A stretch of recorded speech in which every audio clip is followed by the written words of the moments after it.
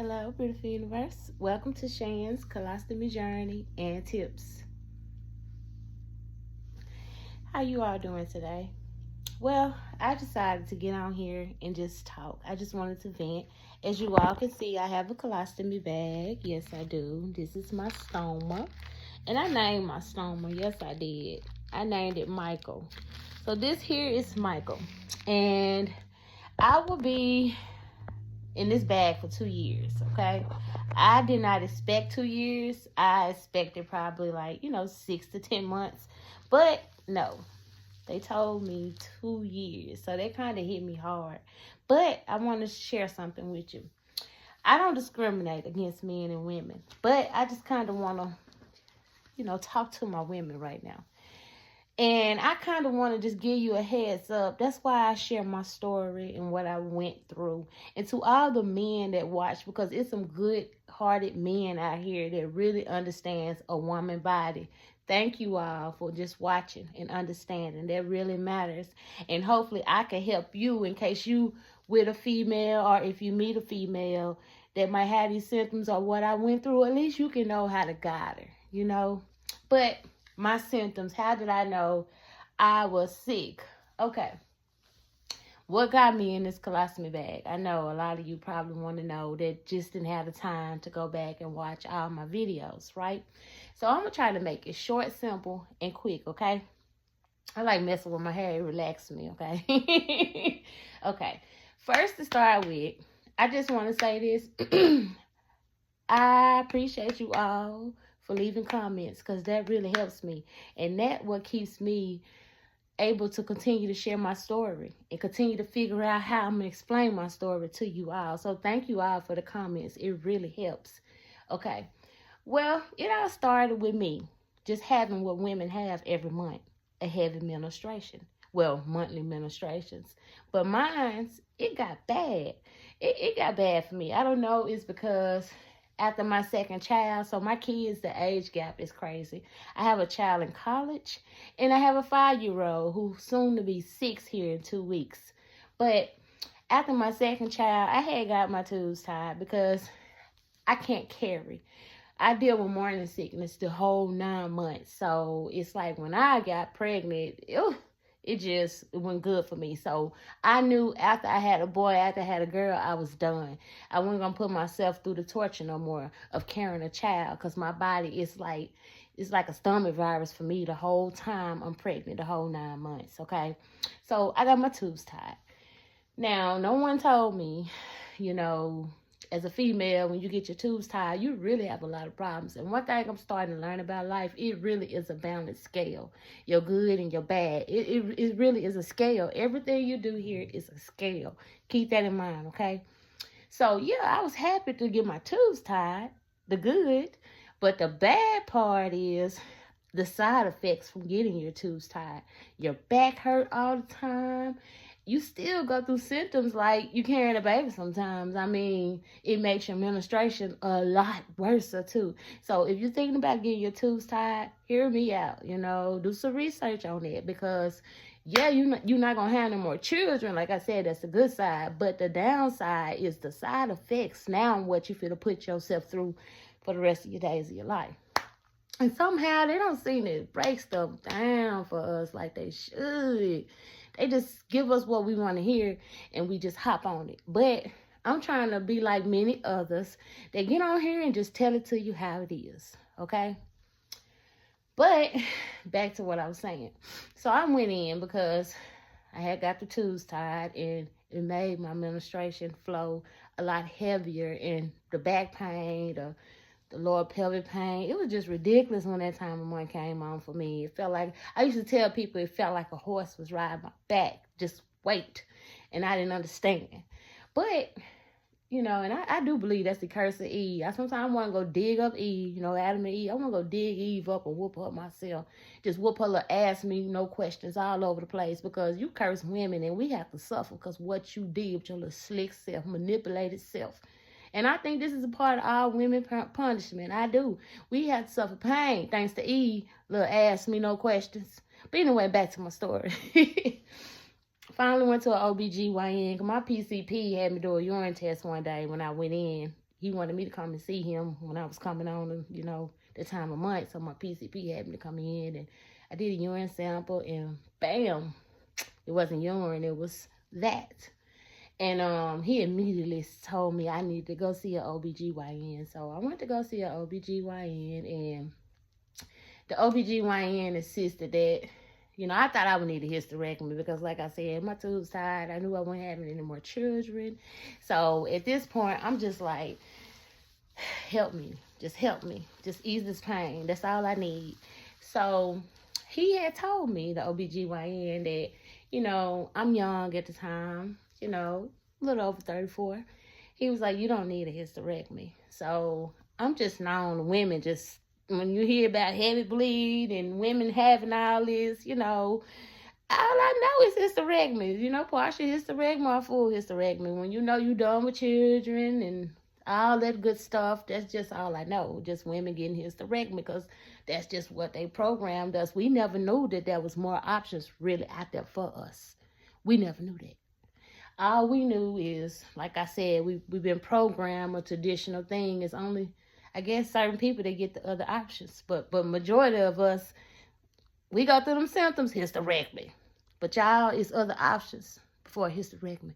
You just have to ask questions. They might look at you like who you been talking to or who you hear that from. But hey, put it on them. It's more options other than a hysterectomy now that I know what I know now. But it took all of this for me to find out. But I'm trying to share it with you all so you could make better choices than what I made, because I didn't have nobody to teach me.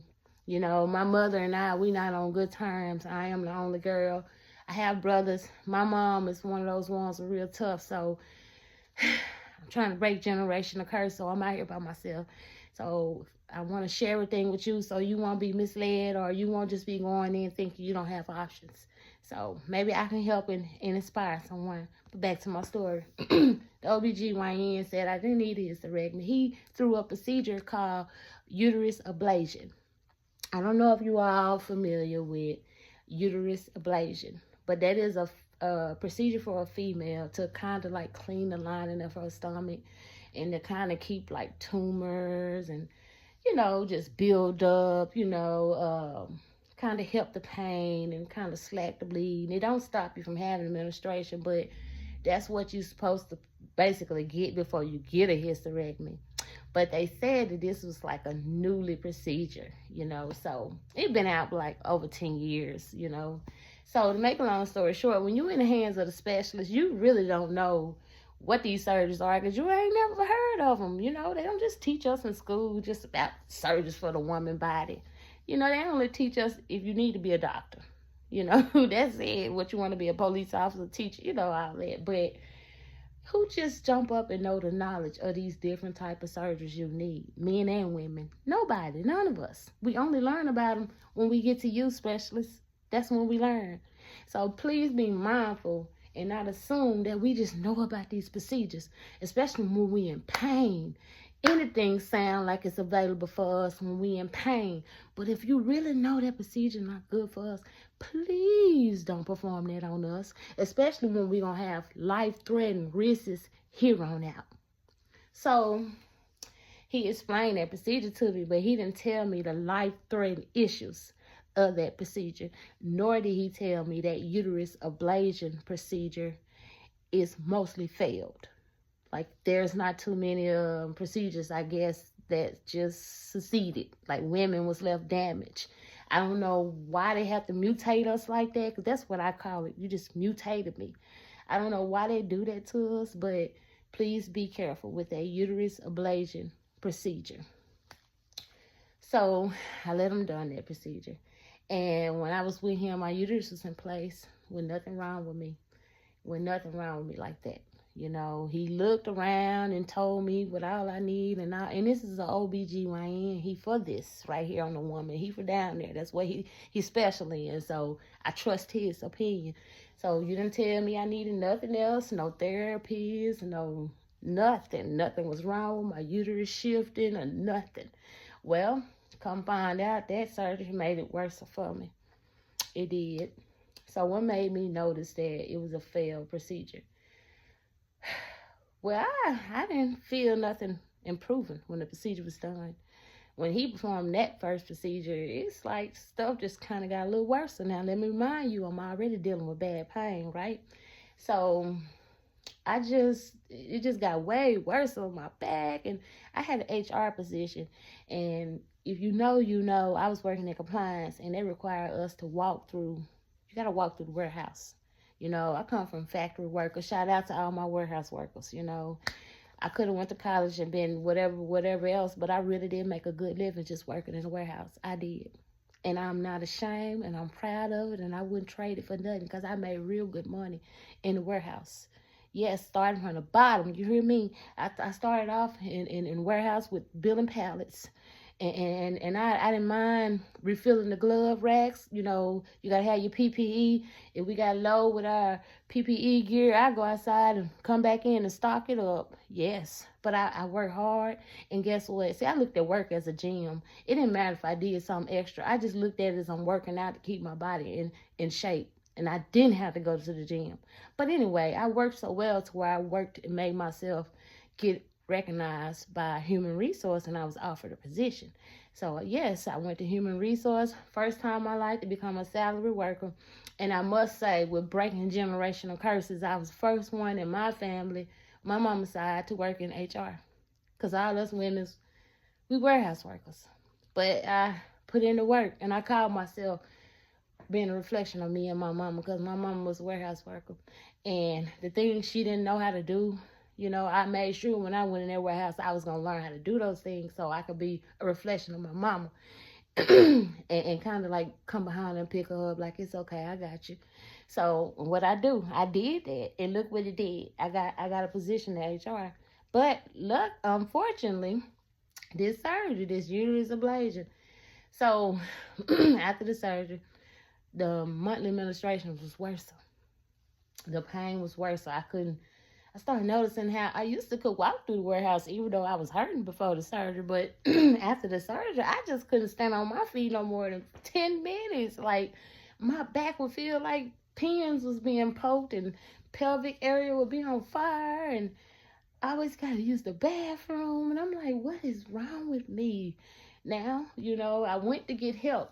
You know, you got God, you know, that stuff, all almighty fixer. But, you know, the specialist, the hospital is who you really run to. Who else after them? So I'm like, I don't know what else to do. I'm going to the surgeons. I'm going to the specialist. Like, what I need to do. So I immediately called the doctor's office, and I started telling them, literally, I gave it a little time, because you know when you have a procedure, you got to give it some time. So I gave it 2 months. I did. I was treating myself though at home, but I finally got tired of taking the Cedrons. So I was like, let me call and see if I can get some pain medicine, because I don't like taking pills. I just don't like taking pills, but you have to when you get put in certain situations. You really do.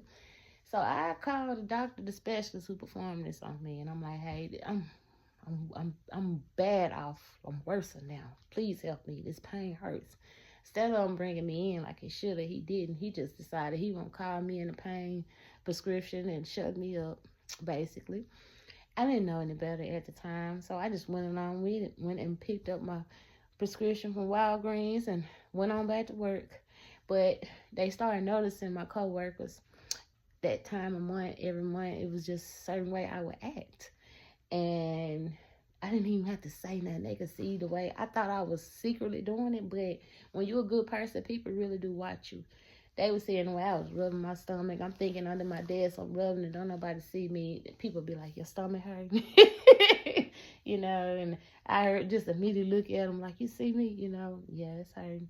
You know, everybody started noticing, you know, no matter how tough or how strong I tried to keep that cape on, it's like when your body do what it want to do. I don't care what you think about right here. No matter how I try to think I can put out this image that I'm okay, my body was not showing it, and I didn't realize it. You know, I'm thinking that I'm putting on this illusion like I'm still strong and I got this, but that inner pain started taking over, and I couldn't see it. It was whipping me.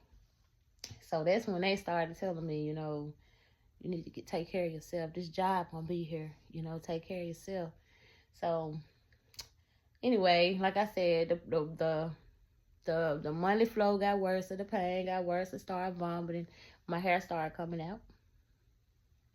Yep, my hair started coming out. And I was never a wig wearer. I had very good hair. I still do. It's just the edges right here. I'm not ashamed. I'm just showing you. This was the signs that I knew I was real sick and something was wrong with me. And I was too young to be going bald. Like, I never had a problem with being bald. I got that thick hair. You hear me? So, fast forward, I said, get off your butt, Shan. That's my name, Shan. Get off your butt and put your foot down and go get you some help. So, I stayed calling back to that specialist office and saying, I'm hurting. And the nurse thought I was wanting to get refilled on medicine. And that's the thing. They think you always want that medicine. You're just trying to get them pills. Some of us out here is not just pill takers. We really be hurting. Who want to just say, hey, I'm hurting today? Who want to just say, can you cut on my body? Who want to just say, I'm sick? I don't like that kind of attention if that's what you think it is. And I feel like that's how they treat us out here. They treat us like we just want some attention. No, we sick. We hurting. Help us. Please. I need y'all to fall back, specialists. Not all of you, but I need you to fall back in the love and the care of listening with your heart, not your ears. Because it's my body. I'm telling you. It's not your body that's hurting. So I'm telling you, just try to help me. And if you can't be honest, that's all I ask you. Just y'all need to start being more honest with us people and say, I don't know how to fix it. We appreciate you better if you could do that. Because then that's going to automatically make us want to go somewhere else that does that. Not downgrading you, but don't keep me instead of coming here and writing me a prescription when you already know you can't fix me. But it was kind of like that. I'm trying to get back in to see him, to tell him I'm worse. I can't work like this. Everybody noticing it. You never could see him. That's another thing about these doctors. Please start back seeing your patients. You always see the nurse. You never could see him. I was wanting to see him. The nurse kept saying, well, he not giving you no more medicine. He not going to give you no more medicine. She not knowing at the time that my uterus hadn't fell out of me since that procedure he done. Stage 3 prolapse. It's like having a baby. She started telling me, he not going to give you no medicine. She was wrong. Because I was really suffering. My uterus lady is hanging out of me. All you want to tell me is how a doctor not giving me no medicine. I wasn't even calling about medicine. Just telling him I'm suffering. I barely can walk. And guess what? This is month number 3 of him making me walk like this. He get me in, and it goes back to the other videos. I posted a story where I break down, and that's another story itself, which is pretty long, because once he seen that uterus hanging, guess what he did? He made me walk around here months with it like that, and he kept canceling my surgeries. It got so bad to where I had to go to HR on him at the hospital, human resource, to tell and ask them for help. Please help me. I'm struggling bad. This thing, uterus hanging out of me like a baby head. If you can't get help at the hospital, where could you get help at? I was in a world where I felt like this can't be earth. I don't know. I was somewhere else. I felt like my soul had came out, and I was able to look down at my body to see how I really operate here on earth, how people really don't care no more. And I was put in this position to be a voice, to wake up everybody and let people see what really is going on. Because a person is pretty, because a person know how to talk professional, because a person dress nice, look good. You got to keep in mind, Lucifer was the finest thing, and I rebuke him in the name of Jesus. Just keep that in mind, and just don't walk in and feel so safe and comfortable with a person because they well put together, or they can say a word right. Evil know how to fool you too. So keep that in mind. And I feel like that would happen to me, because he got mad at me because I went to HR, which I don't see what he got mad at. He really owed me an apology. I could have died. I was suffering bad, and my other organs was pulling down with that uterus too. Bladder, bowels. Look what I'm in today. Look what I'm in today. And this has been almost 3 years. This happened in 23, and this is 26. I'm still fighting. I just need a little more work done on my bladder. I need a little more work. I'm going to get a reversal in 2 years. So, a little more work, then I'll be done. I did not know it would take such a long time to correct a surgery that a doctor just damaged, but he done 2 procedures on me, and I feel like he messed up both of them. He kept trying to correct himself, you know. Then he did unconsented procedures as well. So I ain't even in my 40s, you know. I'm damaged for the rest of my life. And like, you know, I want to go back to work. I want to do all that. I'm young, you know. Who want to just sit up young and just let life go by? I worked hard to get where I was at, you know. And then when you start breaking generational curses, you call yourself separating yourself to be alone from the family, you know, just not in a bad way, but so you can change and break those curses and elevate. Then when you get injured like this, what you supposed to do now? Just use your folks now. Go against everything. You're trying to stand strong and relapse. Start back messing with the family. Start back living in the curse. You know, no, I didn't do that. No, I stayed out here alone. I've been getting through it by myself. Since the time I came home, I've been alone. I'm talking about alone. My mama came over here 2 days after, one day, I'm sorry, after I was released from the hospital last year in October. That's the only time I seen my mama. She lived here in the same town, but I understand her situation. I do. That was the story itself, which I'm not going to put out here, you know, because I forgive her and I accept it. And God got me, you know, so I'm okay. But it's a lot of us out here that's alone, you know, and broke them generational curses and got to get through all this by yourself. But I'm going to tell you, though, I see the Xena in me, the Wonder Woman, the Goddess, Jesus Christ. I see everything in me, you know, because sometimes I be scared of myself. I be like, how am I making it? The first 2 weeks when I came home from having this procedure done, I'm not going to tell you no story. I'll cry like a baby. Ooh, I was in the bed. This thing hurted. I'm talking about, you know how cancer people be saying they be burning? I was burning. Then it's a hole, so it looked like a gunshot wound. Feel like I been shot. Then you might well say stab. It just felt like I just felt like I felt everything that, you know. I just remember being in the bed some days, pulling the cover over my head and just crying, and I had nobody. And I still had to be a mother because I homeschool my son. So today to be able, because it's months later now, you know, it hasn't been a year yet. It's months later now. I miss everything about my life, my income. I miss everything. Do you know Medicaid now is switching my products? They now giving me the cheaper version, but I'm going to take what I got and work with it. I used to get the clear tape, which I showed you all in previous videos. They don't want to send me stoma powder no more. They don't want to send me my no sting spray. They trying to make me pay for everything now. And what I don't understand about it is that I'm going to take what I got and work with it. But it need to be some type of program out here in the universe that these doctors need to be held accountable for. Certain things humans just cannot do to themselves. I couldn't have messed my bladder and bowels up. I couldn't have sold myself too deep to where I'm in this situation. And if you know that is a cost, an errand by a surgeon, I need to have a program to take care of people like myself and pay for everything we need. You need to comfort us because you have knocked us off our feet. You have stopped our life. You have put us in the brokest positions while you still get the big checks and eat nice steaks with your family. Because I was an HR worker making nice money for my 2 kids. Now, food stamps. You know, I know nothing about them, but like I said, I'm gonna take what I got and work with it. But y'all need to have some type of program where y'all need to comfort us until we get on our feet and heal and get on back on our way. It's already heartbreaking that we got to stop what we doing.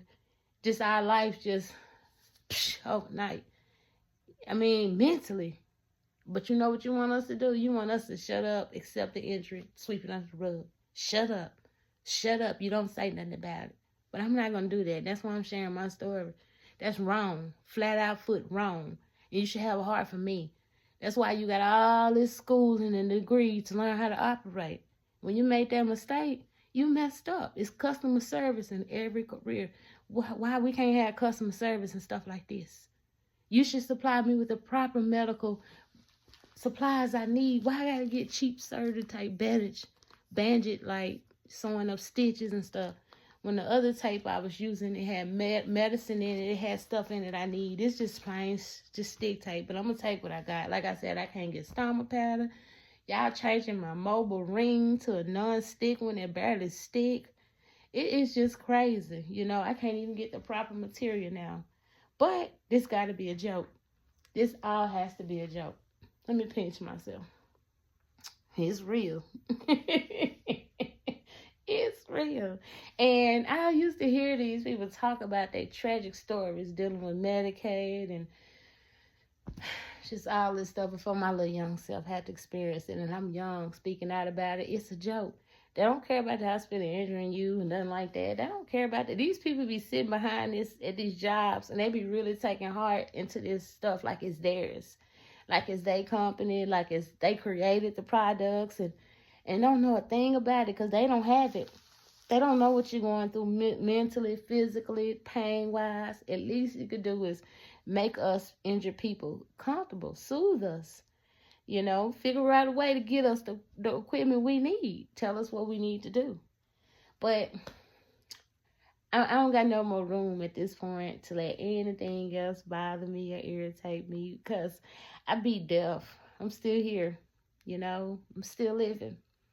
So I'm going to take what I got and I'm going to work with it. Let me show you something.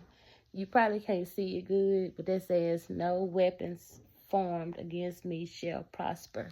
Now, I had this on my arm when that doctor did that surgery on me and messed me up. While he was just throwing me around, mistreating me, and then he dismissed me. But what he should have done was paid attention to this message because now he in trouble. He could have fixed everything knowing he did all that. But he didn't. He just threw me out here. He dismissed me after my 2-week visit, too. Yep.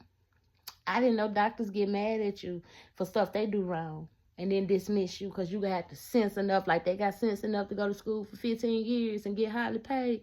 Well, as you being a patient because you got sense enough to go behind them and report them. But what more do you want me to do? You canceled the 3rd visit after I checked in the hospital through pre-admission up on the floor for you to get dressed out. You canceled while I was in the hospital and then got checked in for surgery. So a lot of stuff y'all do to yourselves and then y'all like to get mad at us patients for it. It just don't make sense. But like I said, I'm speaking up and I'm speaking out. And I always pray and I always rebuke everything. You know, I had the weirdest dreams when I'm asleep. Like I'm not just fighting for my life while I'm awoke. I fight for my life when I'm asleep too. Because I don't know. It's like since I've been going through all of this, things been kind of, I don't know. I be seeing things. I've been put down to sleep and woke up. I done had 13 procedures done. I've been put to sleep so many times now to where, I don't know. It's like I'm different now. You know, I have to do this. I have to speak out. I have to be a leader. I have to be this person I'm called to be. So throughout everything I have told you all, hopefully you'll learn some from my stories. And I'm going to continue to share things. When you just know, you just act the blue, like right now, whoever watching this video, you're not sick right now. You're not. You know your body. But then all of a sudden, something happened to you, and you start being abnormal. You start noticing stomach hurting here a lot, side hurting here a lot, my back hurting here a lot. Pay attention. Hop on it quick. Go ahead and start getting a look at. Don't let it get too bad to where it's too worse, because do you know they will give up on you? They'll look at you from start and know you're going to be tough or you're going to be, I don't want to deal with you because you done sat out there and let it got this bad. Now you're trying to run to me. So I just want to tell you that that's for real. That's true. You can wait till it got so bad and then you're trying to go to the doctor. They can just tell you whatever they want to tell you. But deep down inside, they don't want to help you because you didn't let it got so bad to where this would be a stressful situation and they don't want to deal with it. So keep that in mind. You're going through something, hop on it now so they can save you. They'll help you quicker when it's not as stressful. When you sit up and let it become so bad, that's when they get irritated of you. And I'm telling you from experience, because as me tearing down the highway almost 3 years to get myself fixed, I got told once by a nurse, you come to the doctor so much, they start thinking you crazy. Well, I'm going to tell you something before I go. You let them think you crazy. You hear me? You pray before you go in there and you let them think you crazy. You don't stop until you get fixed. You might have to change over to new doctors. I didn't have to change over and do all that good stuff. Yes, this journey has not been easy. I burned my van up to get where I'm at now. I had to borrow a vehicle 'cause I don't have a vehicle no more, but I'm not going to cry about it because I'm alive. And I'm blessed now. Get poop out, getting my bladder worked on. So all that other stuff will come along. It will. But I'm able to be here today to tell you this, to share my story, and to tell you to keep going. Don't be shy, ashamed, nor embarrassed, okay? No one is perfect here. And remember, Lucifer was the finest thing. So keep that in mind, because some of us live to that. Fine, fine, fine, fine, fine. But you got to understand that would drive you into depression because you can't be your real self. You're not comfortable with just waking up looking at yourself because fine, fine, fine, fine, fine. So we can get past looks, and we can get past the tricksters out there, and know that we need to find people to hear us from their heart and not their ears. I mean, from the heart and not their ears. And if we wouldn't be so intimidated because it's a doctor or if it's a specialist or how professional they look, I just put my life in their hands. No, don't do that no more. Do that for me. Stop giving people your all because they look good or they talk professional or just whatever, all the aboves. Better than what you would call yourself. Really, you probably more closer than God than they are. I'm going to say that again. Really, you probably more closer to God than they are because they fine or can talk better or whatever. But again, my name is Shan, and thank you for watching this video this far. Thank you all for your comments. They really mean a lot to me. Continue to leave comments, and for the ones that want to leave negative comments, I'm okay with that too, and I rebuke you because that's the balance. Like I told you, the balance of life. Jesus did not live here living a straight life without nobody making fun of him or shaming him or whatever they tried to do. So who am I to think that I'm going to walk here without people want to say bad comments, troll me? I'm okay with that. And it's not going to bother me. When I see it, I'm exactly know I'm walking the same walk Jesus walked and keep going because they did the same thing to him and he didn't stop. So I just rebuke all negative energy off my page because I've come through a lot. And if you feel you want to get on here to come at me, evil, do speak out. So when I see stuff like that for people leaving comments and wanting to say negative things, I do look at it as evil is in you, but you might not know it, but I do pray for you because you're evil. And that makes you feel good to downgrade somebody. Like that karma not going to come back to you.